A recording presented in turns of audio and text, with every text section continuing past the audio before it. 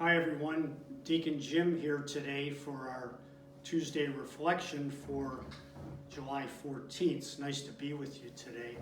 I got to disclose something here. I got this big bandage on my hand and I talk with my hand, so you're going to see this. It's nothing serious, but it was a coffee incident. I love coffee, and I was going on a little trip of some distance, and I had to get some coffee in a mug, and I wanted to microwave it real hot.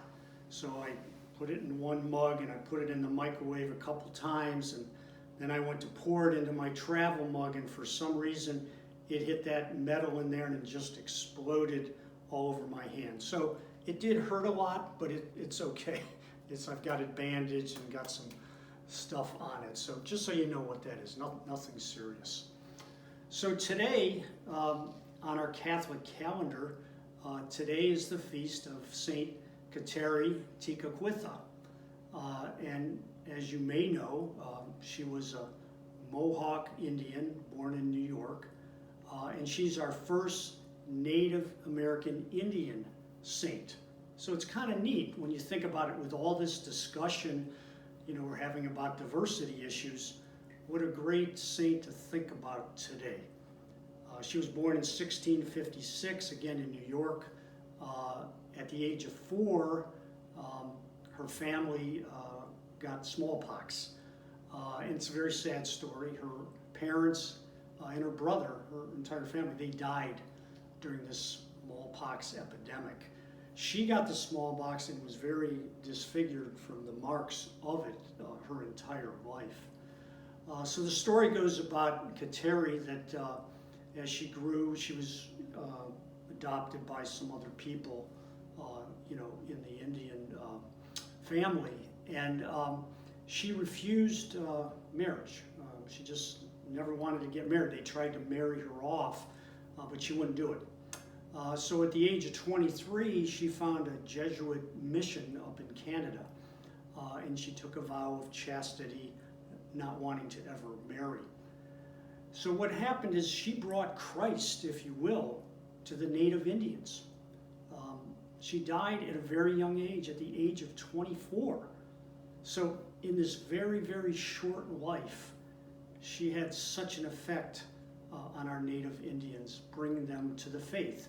So here's a Catholic saint that we celebrate today that gave hope to so many people back then. I've talked about this a number of times in homilies over the years. My son and my daughter-in-law are doctors, and they work out on a Indian reservation in Tuba City, Arizona. It happens to be in the Gallup Archdiocese, and the Gallup Archdiocese is maybe the poorest archdiocese in the country. The poverty out there is just unbelievable. The Navajo and Hopi Indians reside on this reservation. It's a massive reservation. It goes on for miles. It's mostly desert. I mean, that's what it is, and that's where they live. We've had the privilege of going out there a number of times to visit, and it's eye-opening when you go out there. Most of the Native Indians live in hogans, is what they call them, and they're like huts. They're these round huts, or they live in trailers. And what the sad part is it's multi-generational in these hogans and huts.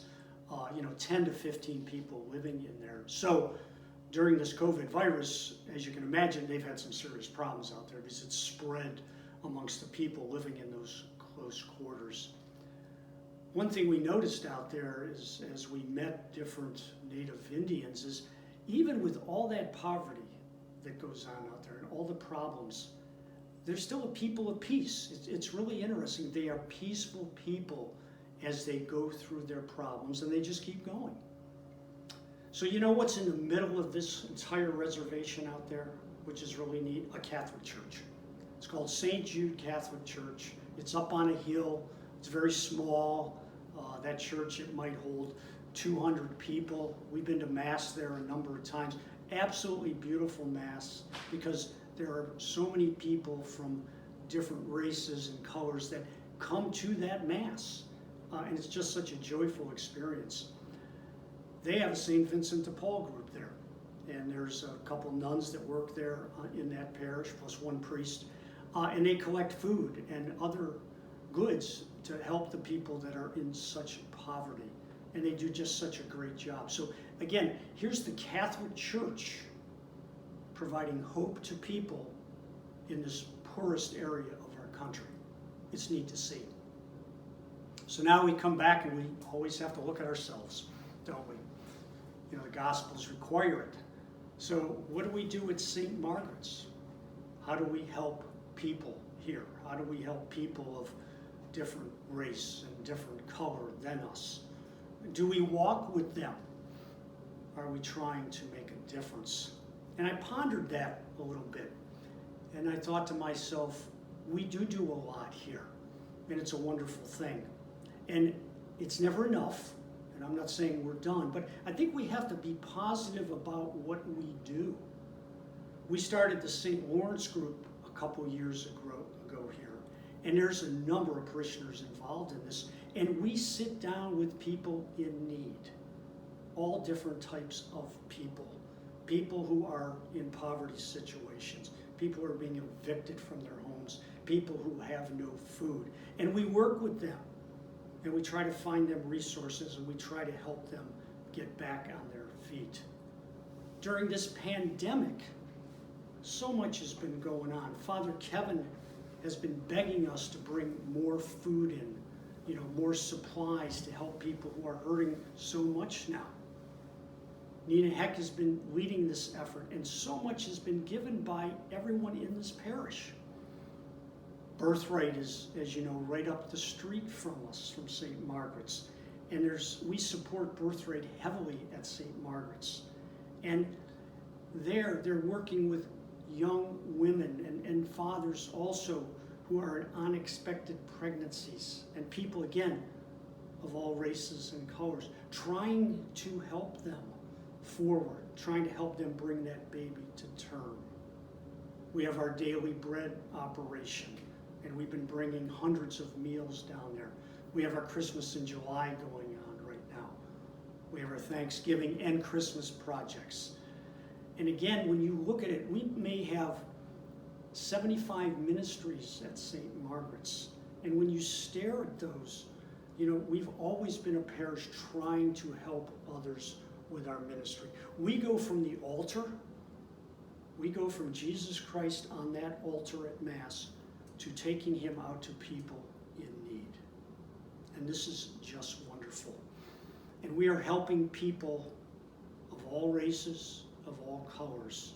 And this is a good thing. And we need to build on that. We're not done.